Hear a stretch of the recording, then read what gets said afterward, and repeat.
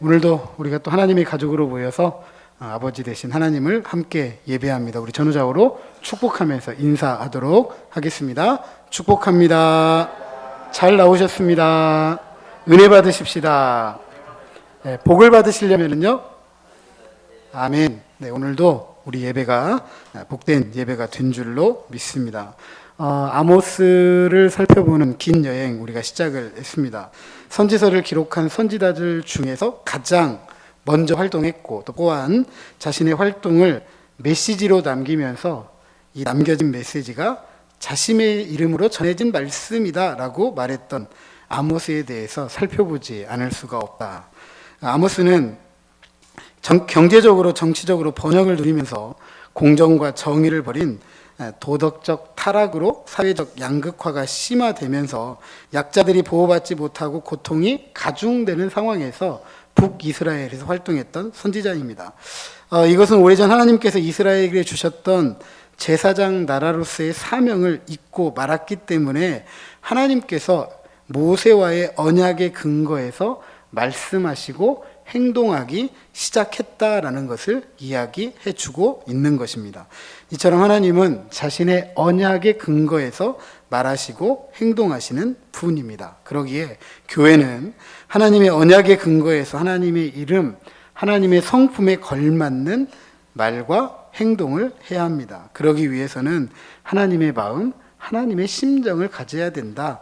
하나님께서 보시는 방식, 하나님께서 들으시는 방식, 하나님께서 말씀하시는 방식을 배워야 한다. 그리고 그것을 세상에 알리고 전하면서 정의가 강같이, 공의가 하수같이 흘러가는 세상이 어떠한 세상인지를 시위할 수 있는 공동체가 교회이어야 된다라는 말씀을 지난 시간 나누었습니다.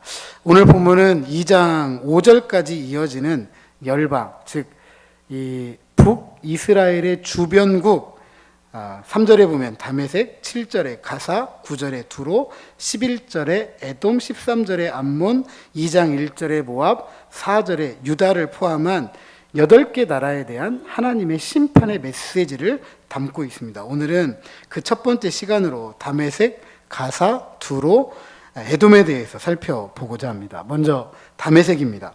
다메섹은 구약에서는 아람, 신약에서는 수리아, 오늘날에는 시리아의 수도 다마스쿠스를 말합니다.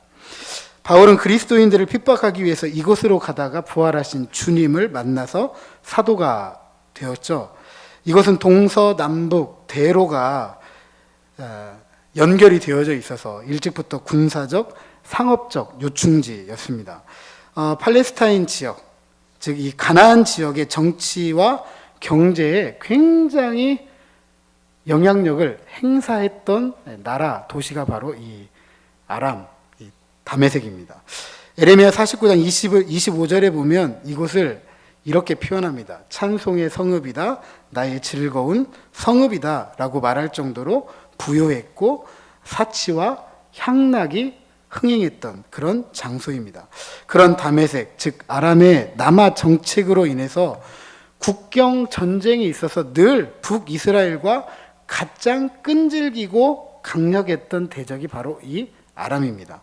특별히 길르앗, 이스라엘의 12지파 중에 르우벤과 갓과 므낫세 반 지파가 차지했던 요단강 북동쪽 지역, 이 아람의 남하 정책에 있어서 지정학적으로 반드시 확장해 가야만 하는 중요한 지역이었습니다. 아모스로부터 약 80년 전에 북왕국 이스라엘의 예후가 통치하던 시절에 다메섹의 하사엘이 이스라엘을 침략해서 많은 땅을 빼앗았고 길르앗의 일부를 빼앗겼습니다. 열방, 즉 이스라엘 주변국 8개 국 중에 가장 먼저 다메섹을 언급했다라는 것은 북이스라엘에 대한 북이스라엘이 이 아람에 가졌던 적대감, 증오가 반영되지 않았나 이런 생각을 하게 됩니다. 이 다메섹의 서너 가지 죄로 말미암아 하나님께서 벌을 내리기로 하셨다라고 하였습니다. 서너 가지 계속 반복되는 표현인데요. 이 표현은 고대 근동의 지혜 문학에서 자주 찾아볼 수 있는 표현입니다. 숫자적인 의미에서 3가지, 4가지의 의미가 아니라 양적인 의미에서 많다라는 의미입니다. 그래서 공동 번역은 이렇게 번역합니다. 서너 가지 죄가 아니라 쌓이고 쌓인 죄다, 이렇게 표현을 합니다. 쉽게 말씀드리면 다메섹의 죄가 너무 많고 그것이 반복적이고 지속적이었다. 그 죄가 차고 넘쳐서 하나님의 심판을 피할 수가 없는 지경이 되었다라는 말씀입니다. 자, 그렇다면 이들이 하나님의 심판을 피할 수 없을 만큼 저지른 죄악 무엇일까?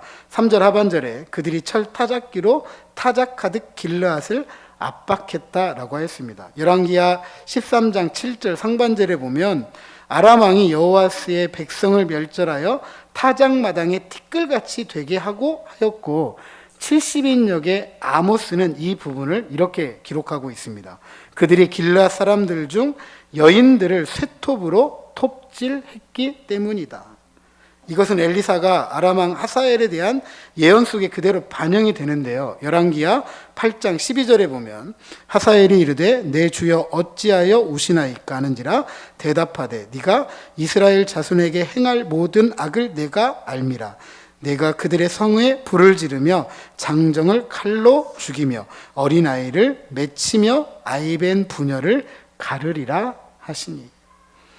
이에 하나님께서 벌을 돌이키지 않는다라고 하면서 4절과 5절에 다음과 같은 벌을 선언하십니다. 하사엘의 집에 불을 보낸다. 베나닷의 궁궐을 사른다. 빗장을 꺾는다. 아웬 골짜기에서 그 주민을 끊는다. 벳 에덴에서 규 잡은 자를 끊는다. 아람 백성이 사로잡혀서 기르에 이른다 라고 하였습니다. 하사엘과 베나닷의 언급은 아람의 왕조를 대표하는 이름입니다. 왕조의 집과 궁궐에 불을 보낸다.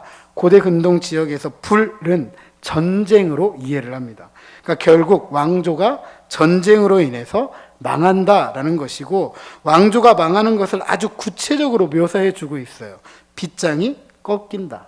성문의 빗장을 꺾는다. 성문의 빗장은 뭐 하는 거죠?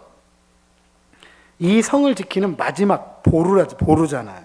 근데 그 보루가 꺾인다라는 것은 성이 함락이 된다. 또한 아엔 골짜기 거미는 아엔 골짜기에 앉아 있는 자라는 의미로 벳 에덴의 규잡은 자와 대꾸를 이루면서요, 아람의 지도자가 끊긴다라는 이야기입니다. 즉 왕조가 파멸된다. 왕조가 끊어진다. 그러니까 더 이상 왕조가 이어지지 못한다라는 의미입니다. 나가서 아람 백성이 포로가 되어서 기르로 사로잡혀 간다라고 했습니다. 기르는 아람의 발상지입니다. 그러니까 아람이라는 왕조가 기르에서 시작을 했는데 넓게 영토를 확장해 가면서 이 국가가 부강해졌는데 다시 어디로 간다고요? 기르로 간다. 그러니까 결국은 나라가 어떻게 됐다? 쪼그라들었다. 쪼그라들었다. 이런 이야기입니다. 왕성했던 아람이 압제의 상황이 되어서 그들의 발상지 기르로 돌아간다라는 것은 결국 아람이 해체된다. 이런 의미입니다. 이것이 하나님께서 다메섹 아람에 대해서 말씀하셨는데, 역사적으로 보면 기원전 732년 아수르 왕 디글라벨레셀 3세에 의해서 패망하게 됩니다. 이것이 하나님의 말씀이고 그 말씀이 확실하다라는 것을 강조하기 위해서 시작도 여호와께서 이같이 말씀하셨다, 끝도 여호와께서 말씀하셨다, 이렇게 열고 닫고 있습니다. 다음은 6절의 가사입니다. 오늘날 이스라엘에 의해서 15년 동안이나 육지, 바다, 이 하늘까지 봉쇄되어 있는 팔레스타인의 가자 지구를 말합니다. 가사는 고대 아스돗, 아스글론, 에그론, 가드와 함께 블레셋의 5방백 중에 한 도시국가입니다. 여기에서 가사가 언급된 것은 앞서 다메섹이 아람을 대표하는 도시로 언급되었던 것처럼 가사도 블레셋을 대표하는 도시국가로 언급이 되고 있습니다. 블레셋 5방백 중에 고대 팔레스타인에 3개의 주요 도로가 있습니다. 지중해 해안을 따라 남북으로 이어져 있는 해안길, 그 다음에 이 요단강 서편, 그 다음에 지중해 사이에 이 중앙 산지가 있습니다. 우리가 흔하게 알고 있는 예루살렘, 헤브론, 베들레헴 중앙 산지에 놓여져 있는데, 이 길이 또 남북으로 이어져서 중앙 산지길을 이어져 있고요, 남북으로. 그 다음에 요단 동편에 오늘날 요르단에 가면 성지 순례할 때도 이 길을 꼭 지나가게 되는데, 남북으로 왕의 대로가 연결되어져 있습니다. 가사는 두로 이 지중해 해안을 끼고 동서남북에 이르는 교통의 중심지였습니다.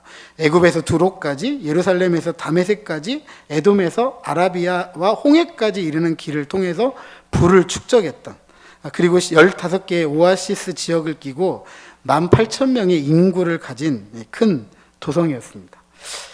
블레셋과 이스라엘의 갈등 사사시대부터 시작되었죠. 사무엘 시대의 절정에 이르고요. 그러나 다윗이 이를 평정하고 다시는 이스라엘의 큰 위협의 요소가 되지는 않지만, 이스라엘과 오랜 적대 관계 유지해 온 것만은 사실입니다. 자, 문제는 그들이 불을 축적했던 대표적인 방법 중에 하나가 뭐였냐면 인신매매입니다. 당시 전쟁 문화는 전쟁의 승리자들이 전리품으로서 패배자들을 포로로 잡아가지고 노예로 삼거나, 그렇지 않으면 노예로 팔아 넘겼습니다. 블레셋의 행위는 고대 전쟁 문화를 그대로 반영하고 있는 것처럼 보이는데, 하지만 오늘 본문은 통상적인 전쟁을 말하는 것이 아닙니다. 블레셋은 불을 축적하기 위해서 뭐가 필요했냐면 사람이 필요했던 거예요. 사람이 필요했습니다. 그래서 최대한 많은 노예를 확보해서 팔아 넘기기 위해 약한 자들만 골라서 공격을 했습니다.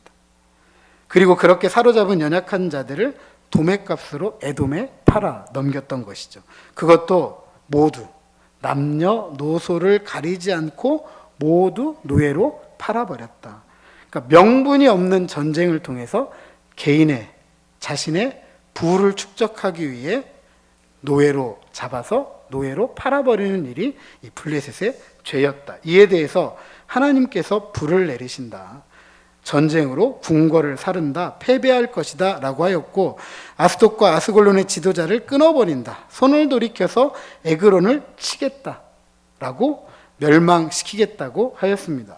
블레셋 족속을 하나님께서 완전히 멸절시키겠다라는 의지를 밝혔고요. 역사적으로 유다의 우시아 왕과 히스기야 왕, 그리고 북왕국 이스라엘을 패망시켰던 아수르에 의해서 역사 속에서 사라지게 됩니다. 이것이 하나님께서 가사 블레셋에 대하여 말씀하신 것이고, 이 말씀도 확실하다라는 것을 강조하기 위해서 하나님의 말씀이다라고 열고 닫고 있습니다.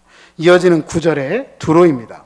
오늘날의 레바논 일대를 지배했던 베니게, 즉 페니키아의 대표적인 도시인데요. 성경에는 주로 두로와 시돈으로 종종 언급이 됩니다. 다윗과 솔로몬 시대의 유다와의 협력 때문에 굉장히 돈독했습니다. 성전 건축에 중요한 역할을 했기 때문이죠. 하지만 솔로몬이 페니키아인 아내를 맞이하면서 시돈의 아스타롯 종교를 수입하게 되었고, 후일에는 북왕국 이스라엘 아합 왕이 이세벨을 왕으로 맞이하면서 바알과 아세라 종교를 국교로 육성하게 됩니다.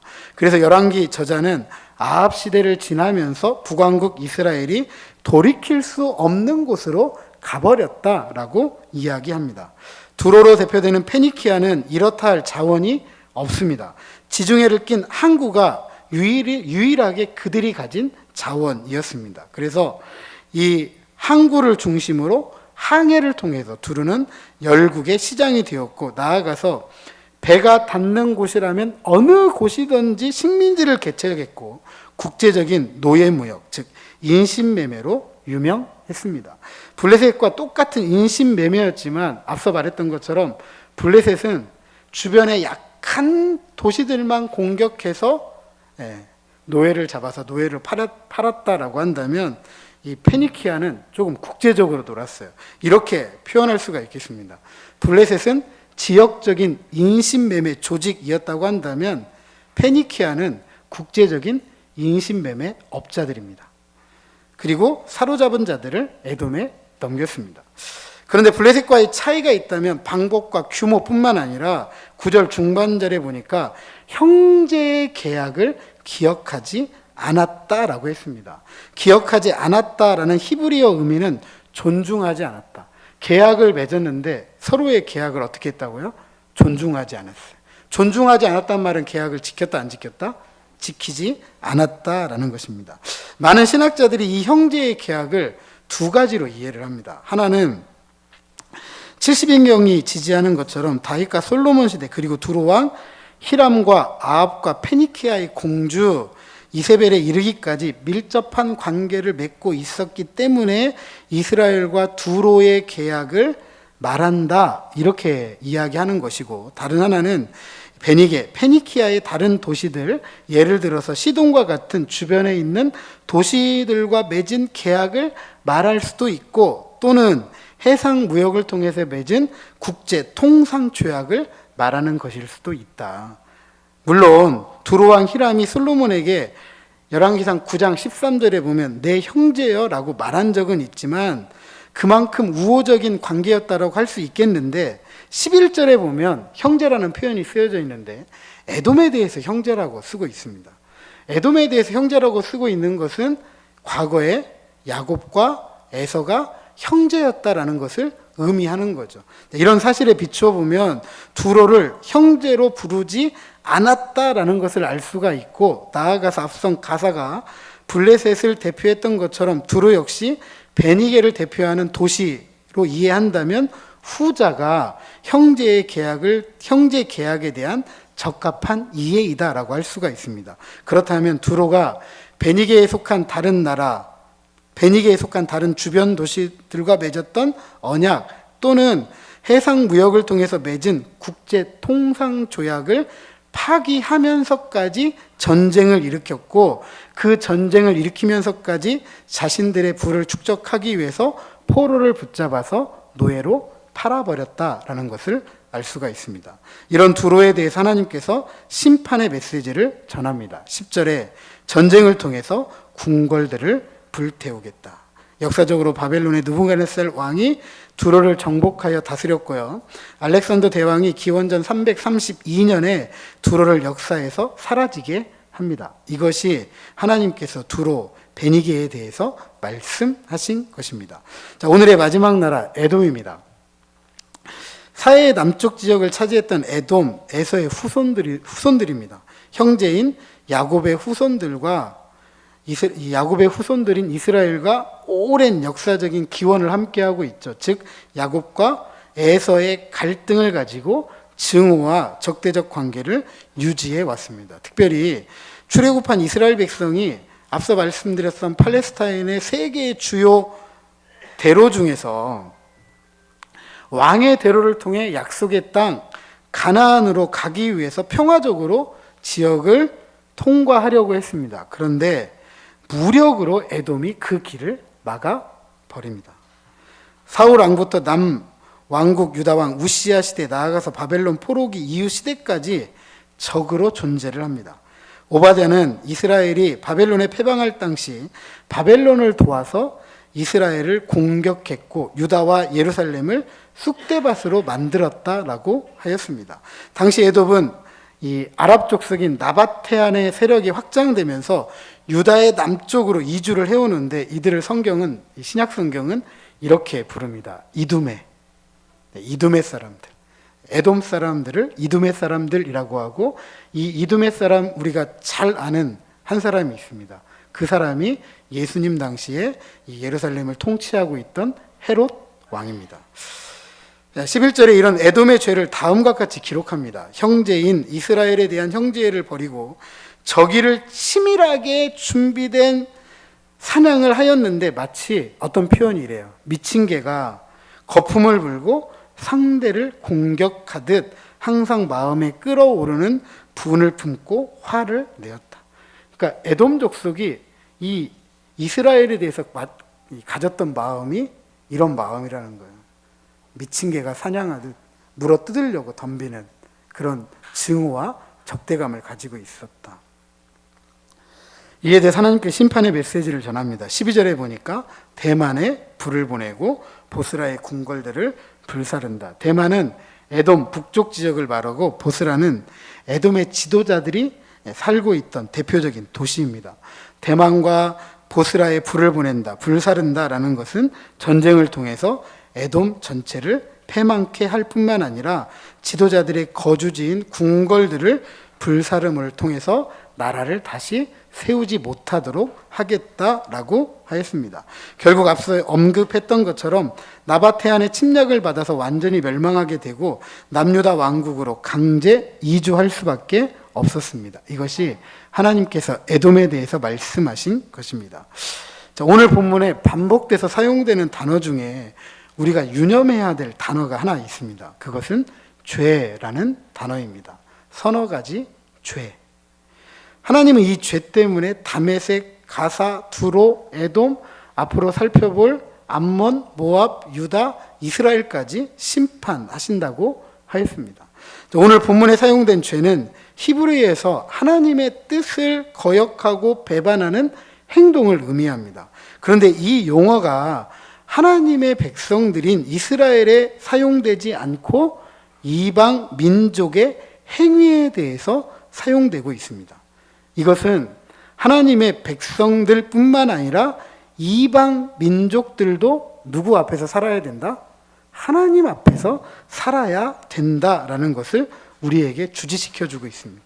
하나님의 백성이든 하나님의 백성이 아니든 상관하지 않고 하나님 앞에서 살아가야 된다. 왜냐하면 하나님은 온 세상을 만드신 창조주이시기 때문입니다. 즉 하나님께서 온 세상을 만드신 창조주이기에 모든 사람들이 지켜야 될 일반적이고 상식적이고 도덕적이고 자연적인 차원에서의 이웃에 대한 정의와 공의가 흘러가는 삶을 살아야 된다라는 것을 우리에게 이야기하는 것입니다.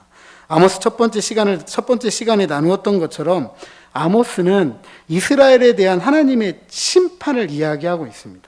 그리고 이 저주가, 이 심판이 하나님의 택하신 백성에 대한 저주라고 한다면, 심판이라고 한다면 택함받지 못한 이방, 열방에 대한 하나님의 심판은 더 심각하다라는 것도 우리가 유념해야 한다라고 말씀을 드렸습니다. 오늘 본문은 본격적인 이스라엘에 대한 저주의 심판의 이야기를 하기 전에 선택받지 못한 이스라엘의 주변국들, 즉 이방 민족에 대한 심판의 이야기를 하고 있습니다. 그러기에 오늘 우리는 우리뿐만 아니라 예수를 알지 못하는 사람들이라 할지라도 하나님 앞에서 심판받을 수 있다. 하나님 앞에서 하나님의 심판 앞에 설 수 있다라는 것을 우리가 기억하고 이 심판의 메시지를 귀담아 듣고 깨달아서 처음에 말씀드렸던 것처럼 하나님께서 보시는 대로, 하나님께서 들으시는 대로, 하나님께서 말씀하시는 대로 보고 듣고 말할 수 있는 하나님의 사람, 그리스도의 제자들로 일어서야 할 것입니다. 자, 그렇다면 오늘 우리는 이 말씀을 통해서 무엇을 보고 듣고 깨닫고 말해야 될까? 오늘 하나님께 심판받을 이방 민족들의 죄를 크게 묶어서 살펴보면 다음과 같습니다. 비록 전쟁 상황이라 할지라도 자기 이익을 위해서 임산부의 배를 갈라 죽이는 행위는 잔혹한 인권 유린이고 인간성을 말살하는 행위입니다. 러시아 우크라이나 전쟁을 여러분이 계속 듣고 계실지는 모르겠지만 러시아의 전쟁 범죄가 갈수록 심하다는 것이 드러나고 있습니다.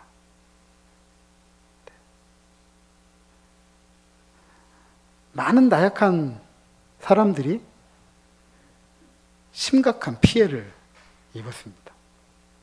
성적인 유린, 심지어 죽은 사람들까지 정말 생각하지 못할 그런 일들을 자행했다는 것을 들을 수가 있습니다. 또한 자기 배를 채우기 위해서라면 남녀노소를 가리지 않고 노예로 팔아버리는 인신매매, 비인간적, 비인륜적 행위라고 할 수 있겠죠. 게다가 자기 배를 채우기 위해서라면 무엇이든 가능하다. 오늘날 이런 태도를 신자유주의라고 이야기합니다. 신자유주의. 그래도 자유주의 시대에는, 자유주의 시장은 그래도 경쟁 관계에 있지만 서로 나누는 게 있었어요. 하지만 오늘날 신자유주의 시장 경제 체제는 나만 살면 돼요. 국가적으로 굉장히 어렵잖아요. 근데 이게 우리나라만의 문제가 아니라 전 세계적인 문제인데, 이 전 세계적인 문제를 함께 머리를 맞대고 해결해 가려는 노력보다는 자국의 이익을 자꾸 이야기를 하다 보니까 서로 협력이 되지가 않아요. 이게 신자유주의입니다. 이 신자유주의와 같은 자기 민족의 부를 위해서 형제의 계약, 즉 최소한의 통상적인 외교 관례에 대해서 신실하게 지키지 않은 것, 서로 같이 살지 말자는 거죠. 세계의 평화를 위협하는 행위입니다. 마지막으로 이웃, 특별히 역사적으로 갈등과 증오 그리고 적개심으로 얼룩진 이웃에 대해서 분노를 감추지 않고 적의를 가지고 화를 내면서 칼을 휘두르는 것, 최소한의 사람에 대한 존중을 잊은 행위입니다. 연일 북한의 도발, 그 도발에 맞서서 우리도 할 수 있다라는 것을 같이 보여주는 이런 행위들, 서로에 대한 존중이 있다면 이렇게 할 수 없는 일이겠죠. 이로써 우리가 알 수 있는 것은 정의와 공의는요, 최소한의 인간에 대한 존중에서 시작됩니다. 서로 존중하지 않으면 정의와 공의가 이루어질 수가 없습니다. 이태원 참사가 있었습니다. 많은 이야기들이 오고 가는데요, 참 하지 말아야 될 이야기들이 있는데 참 최소한의 인간적인 존중을 하지 못하는 사람들의 입에서 나오는 이야기들이 가히 충격적입니다. 귀신놀이 하다가 귀신이 되었다. 국가의 책임만 있는 게 아니라 개인의 책임도 있다. 부모들이 가지 말라고 말렸으면 그런 사고가 없었을 것 아니냐. 그 이야기가 자기 이야기라고 한다면 그렇게 말할 수 있을까요? 남 얘기하듯 그렇게 말할 수 있겠느냐라는 것이죠. 갈수록 아이를 낳지 않고 인구가 줄어들고 이러다 보면 나라 자체가 존립이 어렵다. 인구가 소멸되고 있는 이런 현실 속에서 어떻게 보면 우리 자녀들은요, 내 자녀들 말고 내 자녀를 포함해서 우리 모두의 자녀들은 나라의 공적인 자산입니다. 나라의 공적인 자산이에요.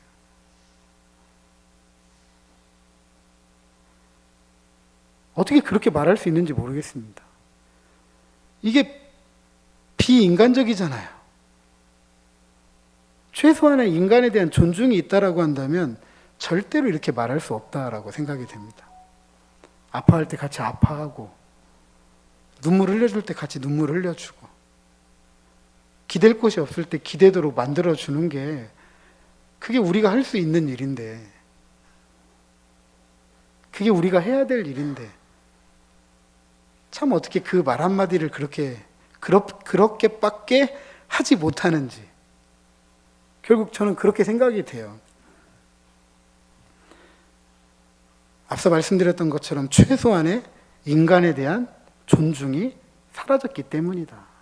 사라졌기 때문이다. 이건 우리 지금 이 일뿐만은 아닌 것 같습니다. 우리가 사는 세상 모두가 그런 것 같아요. 이렇게 혼잡하고 혼란스러운 것은 그런 인간에 대한 존중이 사라졌기 때문이죠. 러시아가 우크라이나를 저렇게 공격하고 끊임없이 전쟁을 쉬지 않고 어떻게든 더 많은 땅을 차지해보고 자원을 확보하고자 하는 저런 노력들.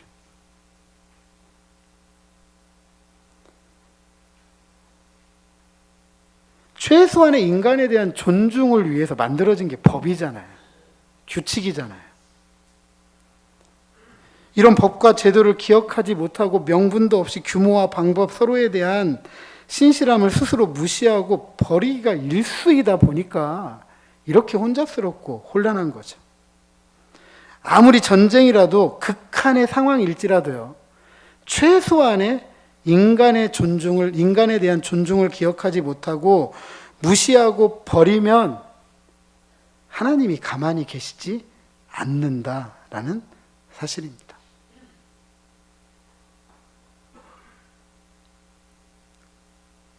아무리 극한 상황일지라도요, 지킬 것은 지킬 줄 알아야 돼요. 서로가 싸우더라도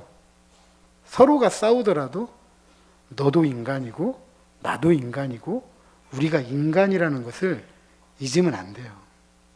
바꾸어서 생각해 보세요. 강하니까 맘대로 할 수 있다? 반대로 약해졌다고 생각해 보세요. 상대방이 강하니까 나를 짓밟는다? 옛날처럼 똑같이 생각할 수 있을까요? 절대 그렇게 할 수 없는 거죠. 지금은 내가 강하니까, 내가 힘이 있으니까 그렇게 할 수 있다라고 생각하지만 언제 그 상황은 역전이 될지 모르는 것입니다. 그러게 우리는 오늘 한 사람 한 사람을 좀 새롭게 볼 수 있어야 돼요. 동물들이 살아가는 정글의 법칙처럼 약육강식, 적자 생존의 법칙이 아니라 하나님을 통해 이룬 인류로서 아무리 갈등과 증오 그리고 적대적이라 할지라도 우리의 이웃, 아니 우리의 형제라는 사실을 잊어서는 안 됩니다. 물론 기분 나쁜 거 어쩔 수 없어요. 그죠? 북한이 쏘아대니까 기분 나빠요, 우리도. 저도 왜 그럴까? 좀 하지 않았으면 좋겠다 생각이 되지만 가히 상상할 수 없을 정도로 최근에 미사일을 31발 쐈던가요? 미사일만? 뭐 돈으로 따지면 얼마라고. 참 사람들 대단해요. 돈으로 따지면 얼마라고 이야기까지 하고. 그렇다고 우리도 갖다가 쏘아대면 이제 뭐 하자는 거죠? 누구는 좀 참아줘야 하다라도 말겠죠. 우리 속담에 이런 표현이 있잖아요. 우는 얼굴에. 그리고 어른이 하는 일이 있잖아요. 애들 장난하는 일에 어른이 같이 장단 맞춰서 같이 싸우면 되겠어요. 일본하고도 마찬가지고요. 일본하고도. 우리 다양한 차원에서 서로 협력해야 될 이유들이 있습니다. 그리고 어차피 함께 살아야 되잖아요. 이렇게도 함께 살아야 되고 저렇게도 함께 살아야 되고. 그러면 함께 살아갈 수 있는 방법들을 찾아내야죠. 그게 이제 노력 아니겠습니까? 그게 정치이기도 하고 그게 사람이 살아가는 삶의 이유이기도 하고. 일본이 오랫동안 과거사에 대한 반성이 없잖아요. 그죠? 뭐 우리나라 안에는 없습니까? 해방이 된 이후에 국가를 세워가는 과정에 친일파들이 다 한 자리씩 차지하고 지금까지 온 거 맞잖아요. 부정할 수 없는 거잖아요.